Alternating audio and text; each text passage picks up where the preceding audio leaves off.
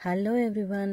ఈరోజు ఇంకొక hair mask, అయితే హెయిర్ మాస్క్ అనొచ్చు, హెయిర్ జెల్ అనొచ్చు. నేను రీసెంట్గా చాలా యూజ్ చేస్తున్నాను, నాకు బాగా వర్క్ అయింది, అందుకే మీకు చూపిద్దామని అనుకుంటున్నాను. ఒక వాటర్ స్టవ్ మీద పెట్టేసి, అది మరీ వేడేం అవసరం లేదు. దాంట్లోకి మనము లవంగాలు అండ్ కొంచెం రైస్ యాడ్ చేసిన తర్వాత మనకి ఫ్లాక్ సీడ్స్ ఉంటాయి కదా, ఈ మధ్య ఫ్లాక్ సీడ్స్ హెయిర్కి కానీ స్కిన్కి కానీ చాలా మంచిదని వింటున్నాము. అట్లా ఫ్లాక్ సీడ్స్ మీ హెయిర్ లెంత్ని బట్టి మీరు వేసేసుకోవచ్చు. అండ్ అంతే అండి, వీటిల్లో ఇంకా ఏం వేసేది లేదు, జస్ట్ ఇవి మంచిగా బాయిల్ చేసేయాలి.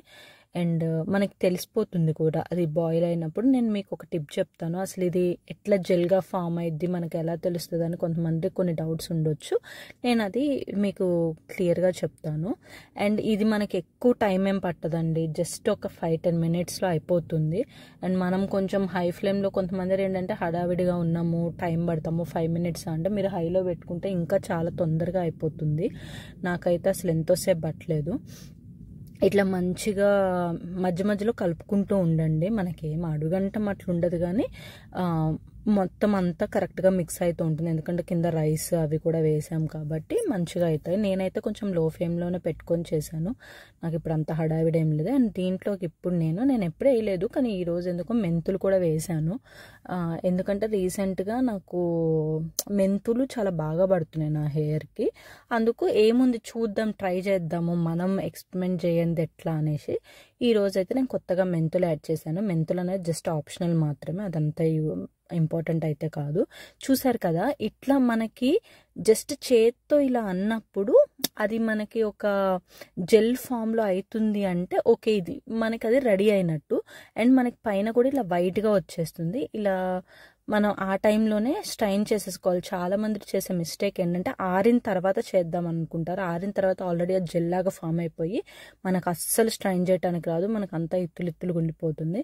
అట్లా ఈ టైంలో స్ట్రైన్ చేసేసుకుంటేనే చాలా బెస్ట్ అండి, నాకు తెలిసి అయితే. అండ్ హెయిర్కి ఈ మధ్య ఎంత కేర్ తీసుకోవాల్సి వస్తుందంటే, ఇట్లా పుసుకుని రాలిపోతుంది హెయిర్ అయితే. ఇది చాలా మందికి రిలేటెడ్ అవుతుంది, ఎందుకంటే ఎవరిని అడిగినా కానీ మోస్ట్లీ ఇదివరకు ఇంత మంచిగా ఉండే హెయిర్ ఇప్పుడు చాలా ఊడిపోతుంది అని చెప్తున్నారు. నేనైతే నా హెయిర్ని కాపాడుకోవడానికి రకరకాలుగా ట్రై చేస్తున్నాను. అండ్ కొన్ని వర్క్ అవుతున్నాయి, కొన్ని వర్క్ అవ్వట్లేదు. వర్క్ అయ్యాయి నేను ట్రై చేసి మీకు చూపిద్దామని అనుకుంటున్నాను. ఇదైతే నాకు బాగానే వర్క్ అయింది. అండ్ దీనివల్ల ఏంటంటే హెయిర్ స్మూత్ కూడా అవుతుంది, కంప్లీట్గా జెల్ కదా, అందుకోసం చాలా స్మూత్గా అనిపిస్తుంది నాకు. అండ్ ఈ లెఫ్ట్ ఓవర్ ఉంది చూసారా, ఇది కొంతమంది ఏంటంటే మిక్సీ పెట్టుకొని తలకి హెయిర్ మాస్క్ లాగా యూజ్ చేస్తారంట. ప్రజెంట్ నేనైతే అదేం చేయట్లేదు, నేనైతే జస్ట్ ఈ జెల్ మనకి ఏంటంటే వేడిగా ఉన్నప్పుడు ఇలా ఉంది, కానీ కొంచెం ఆరిన తర్వాత ఇంకా జెల్ లాగా ఫామ్ అవుతుంది. అదేంటంటే మనకు అంత కారినట్టు ఉండదు, చాలా మంచిగా ఉంటుంది. ఇది నా ఒక్కదానికే కాదు, ఇంకో 2-3 వస్తుంది. ఇంట్లో ఎవరైతే ఉన్నారో వాళ్ళకి పెట్టేస్తాను ఇంకా నేను, ఎందుకంటే నా హెయిర్కి చాలా ఎక్కువ.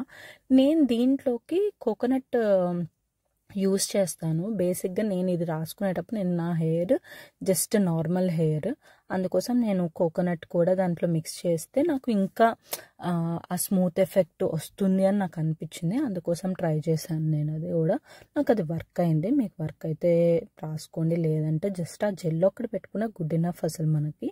అండ్ వీక్లీ 1 or 2 చేసి చూడండి, రిజల్ట్స్ అయితే నెక్స్ట్ లెవెల్ ఉన్నాయి. దీనివల్ల హెయిర్ ఫాల్ తగ్గిద్దా ఏంటని నేను చెప్పను, కానీ హెయిర్ అయితే చాలా స్మూత్గా అవుతుంది. మీరు న్యాచురల్గా ఇట్లా స్ట్రైట్నర్స్ అవన్నీ యూజ్ చేసే వాళ్ళు అప్పుడప్పుడు ఇలాంటి యూజ్ చేసుకుంటే మన హెయిర్ చాలా బాగుంటుంది.